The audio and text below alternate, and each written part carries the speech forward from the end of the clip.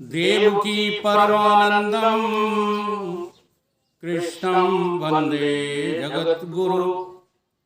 ओम नित्यं शुद्धं निराभासं निर्विकार निरंजनं नित्यं बोधं चिदानंदं गुरु ब्रह्म नमोऽहम्।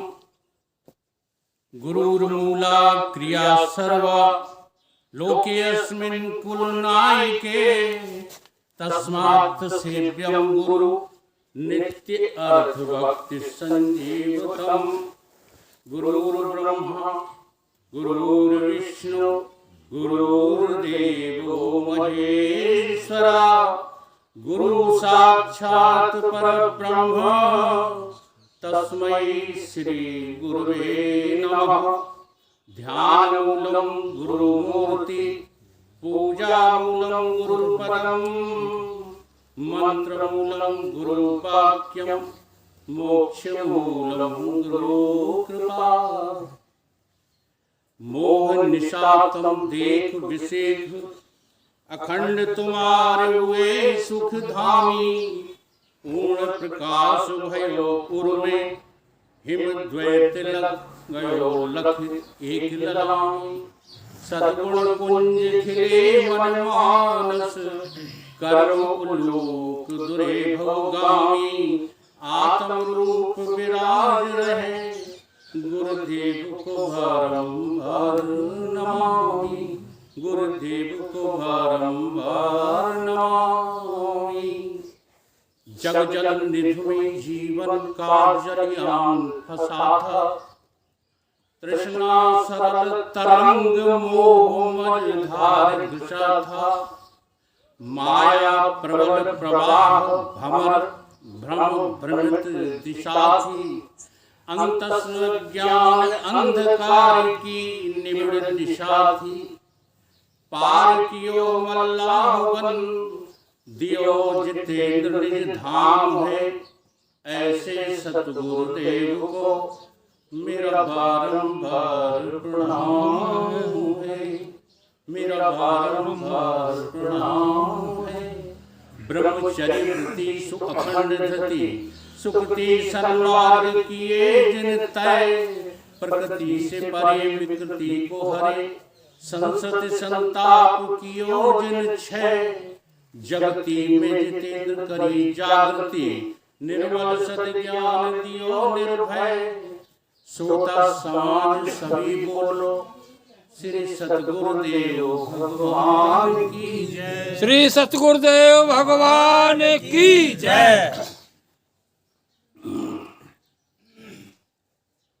प्रातः स्मरणीय परम पूजनीय अर्चनीय वंदनीय श्री सतगुरुदेव भगवान की चरण कमलों में नित्य का वंदन करते हुए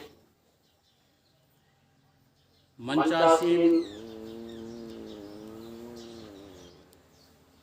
उड़िया बाबा की तपोभूमि से आए हुए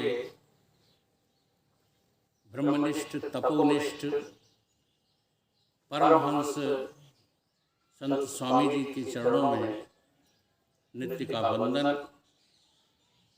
मंचासीन स्वामी जी राघवानंद जी के चरणों में नित्य का वंदन।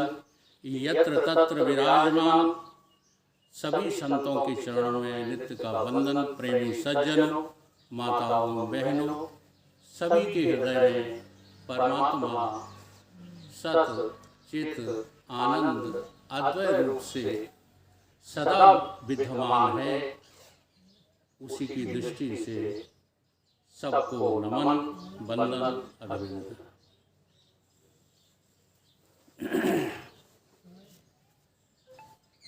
मैं अपना जो है विषय रखूं। वैसे तो मुझे विषय दिया गया है लेकिन वो विषय थोड़ा गहराई लेकर के है। थोड़ा थोड़ा उसका अंश ले लेंगे, बातचीत करेंगे। उससे पहले मैं आप लोगों से कुछ निवेदन करना चाहता हूँ। वो निवेदन जो है ऐसा है, बृहदारण्यक उपनिषद में एक कथा सुनी होगी आपने जो वेदांत के टच में है। एक धर्मसभा लगी हुई थी, उसमें याज्ञवल्क्य मुनि उपस्थित थे। एक परम साध्वी गार्गी वहाँ जब आती है और उसको जो है कुछ वचन बोलने के लिए कहे जाते हैं, तो गार्गी कहती है कि आप लोग ये कहते रहते हो कि भगवान दिखता नहीं है, भगवान दर्शन नहीं देता, तो ये बहुत बड़ी भारी भूल है आपकी। आप देखना नहीं जानते हो, दिखाने वाले लोग नहीं रहे। याज्ञवल्क्य मुनि की तरफ इशारा करते हुए कहा कि ये भगवान नहीं है तो कौन है? सिवाय भगवान के और ये है कौन?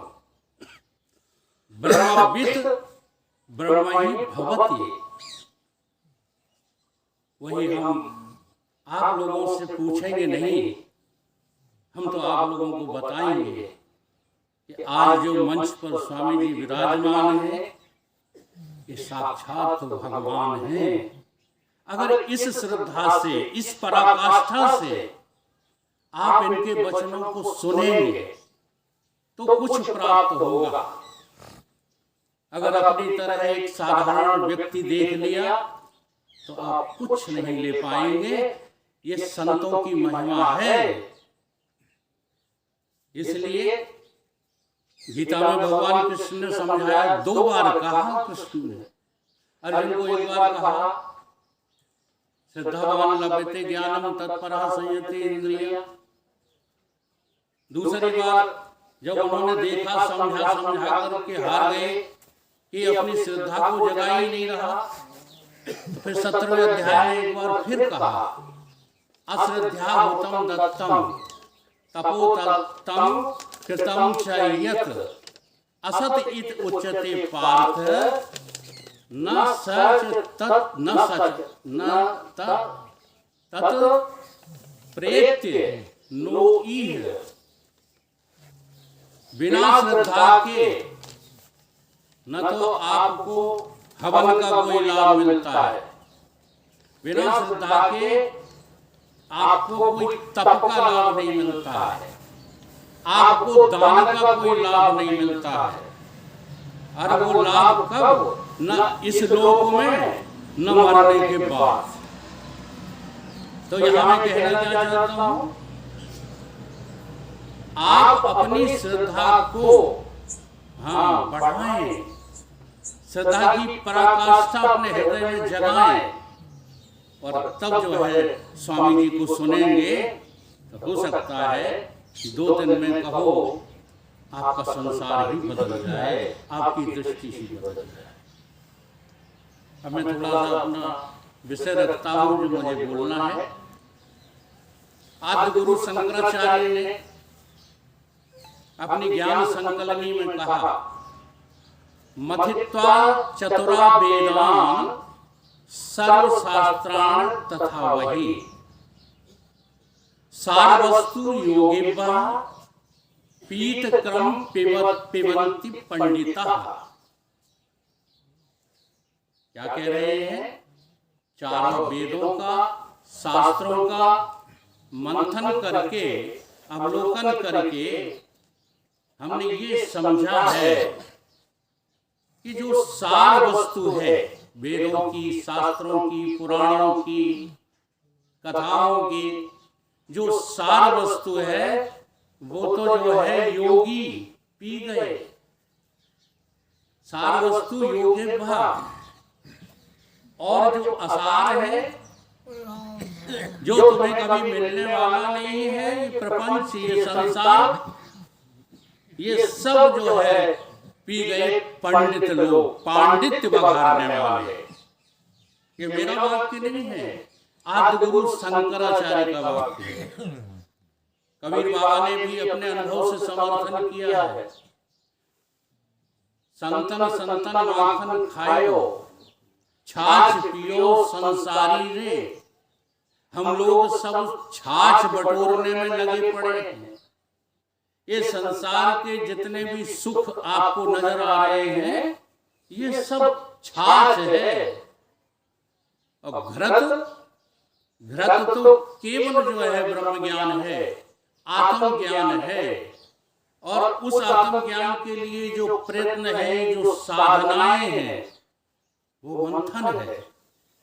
अब न तो हम मंथन करना जानते हैं और न सार शब्द को ग्रहण करना जानते हैं, और लगे रहते हैं हाँ कि हम तो बस मुक्ति की तरफ भाग रहे हैं। कैसे मिलेगी मुक्ति? रामचरितमानस में एक बहुत अच्छा दृष्टांत है कि देखो एक ही जगह रहते हैं सुर और असुर। ये देवासुर संग्राम तुम्हारे भीतर चलता रहता है। ये युगों का जो है घटना बढ़ना, न्यूनतम होना, अधिकतम होना, ये तुम्हारे हृदय में चल रहा है।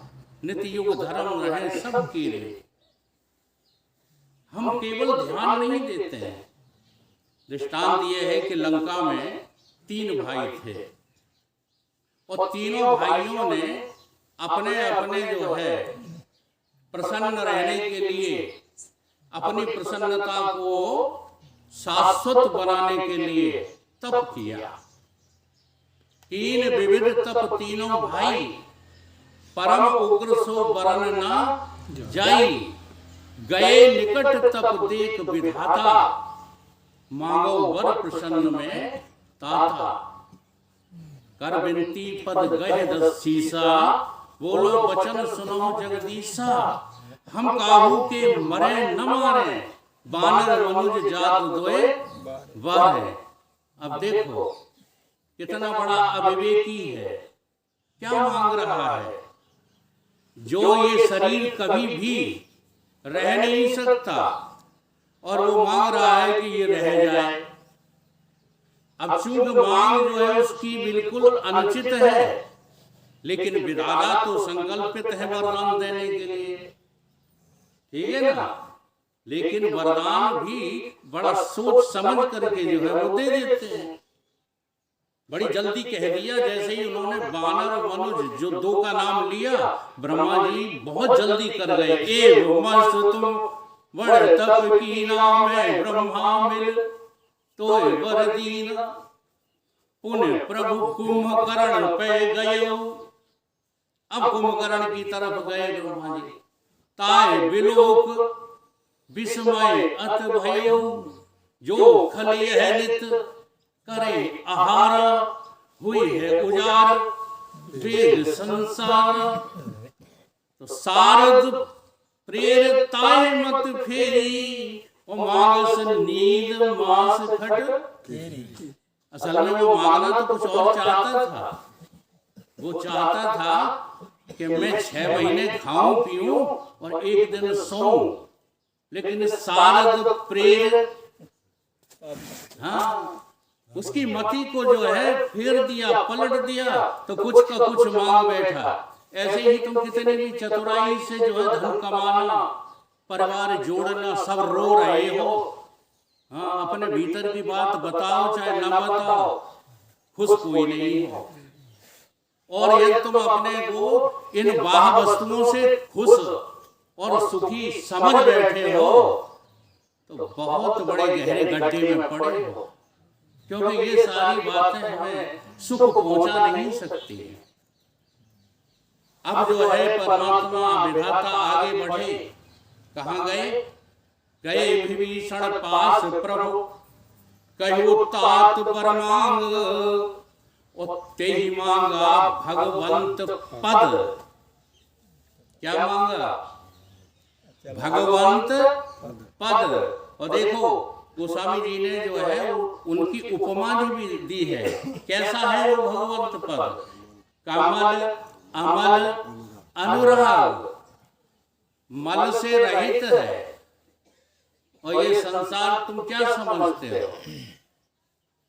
ये सिवाय जो है कचरे का, कचरा भूरा और कुछ है क्या?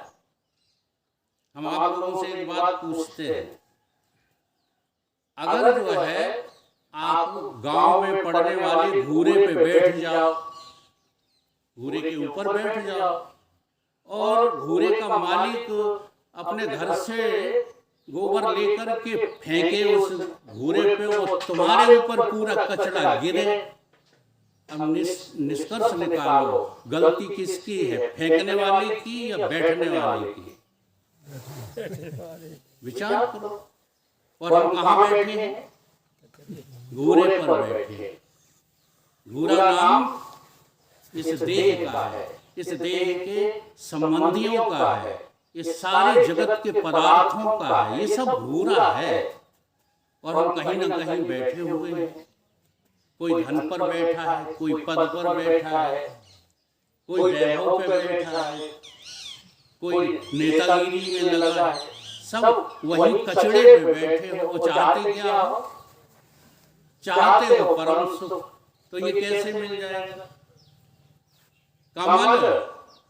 हाँ, अब ये कला संतों के पास है कि इस मल में तुमको रहना है तो बने रहो, लेकिन इस मल से अलग रहने की कला तो सीखो।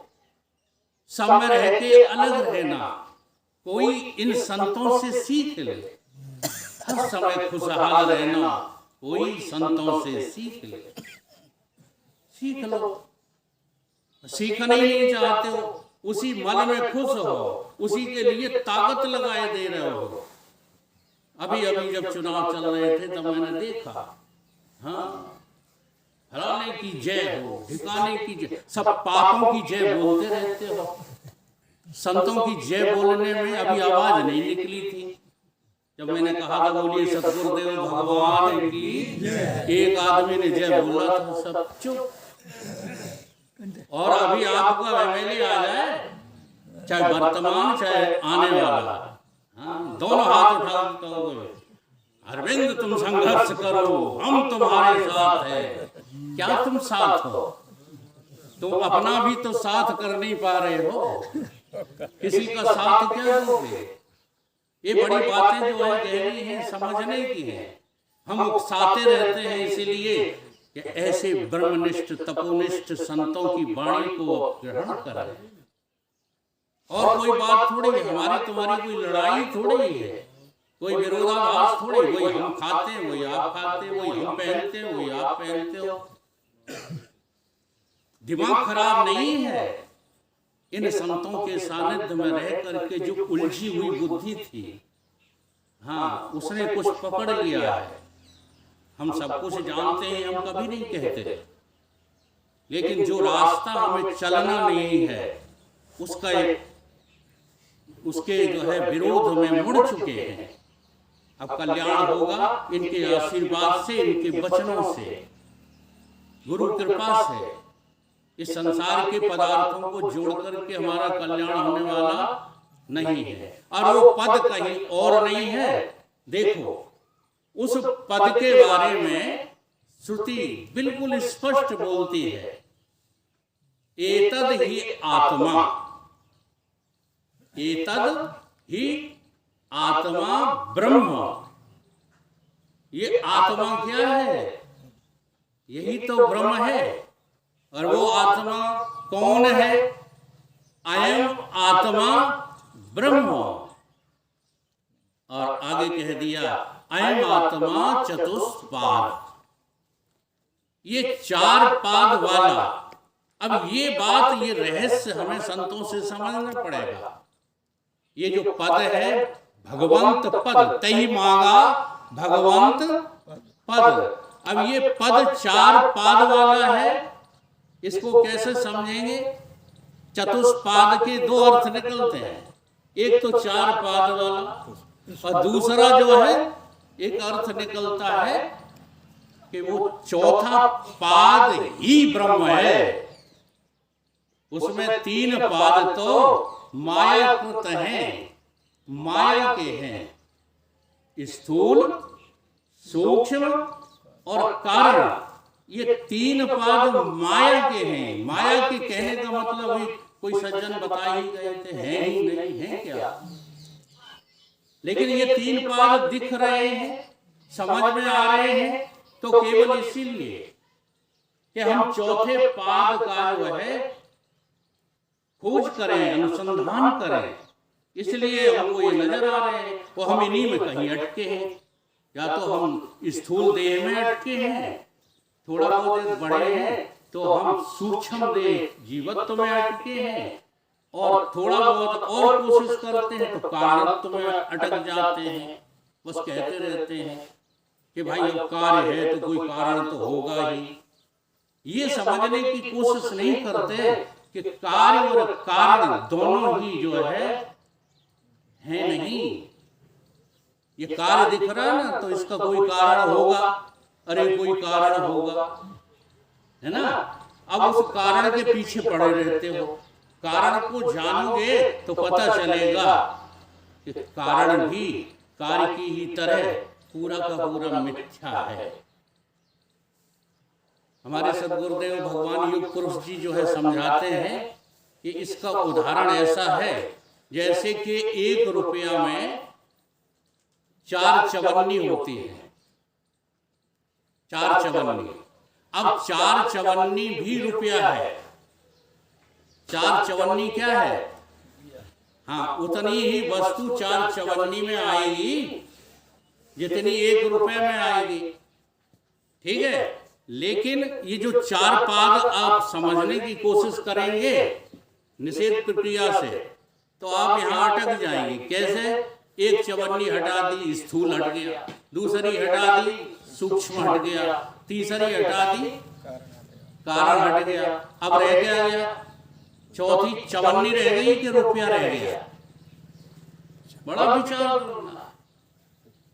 चौथा क्या रह गया? असल में चवन्नियां हैं ही नहीं।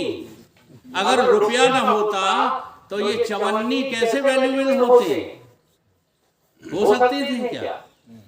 चवन्नी की चाल तभी है जब रुपया है। इसलिए चवन्नियों को देख करके मुझे जो है अपना चौथा पद जो है स्मरण करना है। और वो चौथा पद तभी मिलेगा जब हम इन 3 चवन्नियों का जो है निषेध कर दें। और इन जो है 3 पदों को निषेध करने के लिए सबसे बढ़िया उपाय है सतगुरु की शरण में चले आना, संतों की शरण में चले आना। फिर तुम्हें ये तमाम भागदौड़ जो करते हो, बुद्धि की कसरत, ये सब कुछ नहीं करना पड़ेगी। मुझे तो अपनी अनुभूति जो है पता चलती है। हमको जो है कुदरत ने फंसा दिया था संसार में, और संतों ने उठा लिया। हाँ, बाह पकड़ करके जो है खींच लिया। अब ये संसार जो है भाता नहीं है। किसी दिन तो भाता था, नहीं तो ये फैल कैसे गया। लेकिन अब नहीं भाता। अब सच्ची सच्ची बात जो है समझ में आने लगी है। और ये मौका है, क्योंकि ये बुद्धि और किसी के पास है ही नहीं, केवल आपके पास है। सुलझने की बुद्धि आपके पास है तो आप मनुष्य हैं। अगर जो है इसी में लगे रहे तो संत जो है आपको चेतावनी देते रहते हैं, आहार निद्रा भय मैथुनम च एतत् समाना पशुभिः नराणाम् ज्ञाने नराणाम्। ज्ञान का मतलब यहाँ जो है परम ज्ञान से नहीं है। यहाँ मतलब है आप विवेकी बनो, अनुसंधानी बनो, खोजी बनो। और ये मौका है मौका कि नहीं? इसलिए उनके संदेश को सुनो। वो संदेश दे रहे हैं। क्या दे रहे हैं? आप लोग भी जो है दोहरा लेना, ठीक है। दोहराने में ज्यादा जो है कष्ट महसूस मत किया करो, क्योंकि वाणी तुम्हारी कुछ न कुछ लाभ ही प्राप्त करेगी।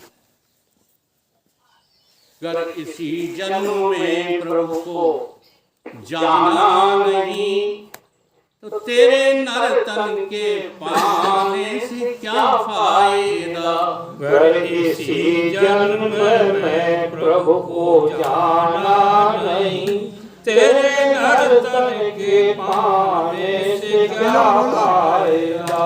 अगर इसी जन्म में निज को जाना नहीं, तेरे नर्तन के पाने से क्या फायदा। अगर इसी जन्म में प्रभु को जाना नहीं, तेरे नर्तन के पाने से क्या फायदा। अगर समय पर समय को न समझे सही, समय पर समय को न समझे सही, व्यर्थ अवसर गंवाने से क्या फायदा। व्यर्थ अवसर गंवाने से क्या फायदा। एक संत आते थे हमारे घर पर, वो एक शेर सुनाया करते थे, तो आज भी हमें स्मरण है। कहते थे, जिंदगी में जिंदगी की शर्त अगर पूरी न हो तो जिंदगी को जिंदगी से रूठ जाना चाहिए। अगर इसी जन्म में प्रभु को जाना नहीं, इसी जन्म में प्रभु को जाना नहीं, तेरे नर्तन के पाने से क्या फायदा। तेरे नर्तन के पाने से क्या फायदा। जिंदगी की अगर शर्त पूरी न हो, जिंदगी की अगर शर्त पूरी न हो, जिंदगी यूं गंवाने से क्या फायदा। जिंदगी गंवाने से क्या फायदा। तेरे सौभाग्य से शुभ समय मिल गया, तेरे सौभाग्य से शुभ समय मिल गया, इसके उपयोग का योग कर ना सके, इसके उपयोग का योग कर ना सके। जो समय को समय पर न समझा सही, जो समय को समय पर न समझा सही, व्यर्थ अवसर गंवाने से क्या फायदा। व्यर्थ अवसर गंवाने से क्या फायदा। मूल भी है सही, वृक्ष भी है सही, मूल भी है सही, वृक्ष भी है सही, डालियां भी सही, पत्तियां भी सही, डालियां भी सही, पत्तियां भी सही। यानी इसका अर्थ क्या है, आपने सब कुछ एकत्रित कर लिया, जितने सुख के सामान होते हैं सब आपके पास आ गए। अब विचार करो, ये तुमसे बिछुड़ेंगे कि नहीं बिछुड़ेंगे? बोलो। तो फिर किस लिए मेहनत करते रहे, क्यों इतना परिश्रम किया? अब तुमको गुस्सा आ रहा होगा, ये कह देगो ऐसा तो सबको ही होगा, तो नहीं होगा। अभी अभी एक भजन के मार्फत से जो है बताया गया था, क्या बताया गया था? आश्चर्यजनक एक बात सुनी, मृत्यु से छुड़वाते हैं गुरुवर। ये मृत्यु से छुड़वाते हैं। दे दो युक्ति मृत्यु चीजे। अब वो युक्ति जो है हम नहीं मांगते, शक्तियां इकट्ठी करने में लगे पड़े। ठीक है, तो आप जो है अपनी अमरता को प्राप्त करने के लिए ही मनुष्य बने हो, अमरता को दृष्टिगत, लेकिन शरीर से अमर होना चाहते हो, ये बहुत बड़ी गफलत है। आज तक कोई शरीर से अमर होता नहीं है। अमर तो अमरता को समझ जाओगे, फिर मरने वाला और मारने वाला तुमको दिखाई ही नहीं देगा, अगर समझ में आ गई बात तो। क्योंकि न जाइते मरते, कोई जन्मता ही मरता नहीं है। इस चीज को समझना है। केवल मुंह से बकते रहने से काम चलेगा क्या? समझ उधर दौड़ाते जा रहे हैं। ठीक है, तो हम यहाँ इसी भजन को यही विराम करते हैं। बस आखिरी लाइन, आने जाने का प्रतिफल सुरेंद्र यही, आने जाने का प्रतिफल सुरेंद्र यही, आने जाने का प्रतिफल सुरेंद्र यही, आने जाने का प्रतिफल सुरेंद्र यही, आने जाने के बंधन से निर्मुक्त हो, आने जाने के बंधन से निर्मुक्त हो, आना जाना जो जग में लगा ही रहा, आना जाना जो जग में लगा ही रहा, तेरे आने व जाने से क्या फायदा, तेरे आने व जाने से क्या फायदा। इसी जन्म में निज को जाना नहीं, जब इसी जन्म में निज को जाना नहीं, तेरे नर्तन के पाने से क्या फायदा, तेरे नर्तन के पाने से क्या फायदा। बोलिए सतगुरुदेव भगवान की जय। बोले सच्चिदानंद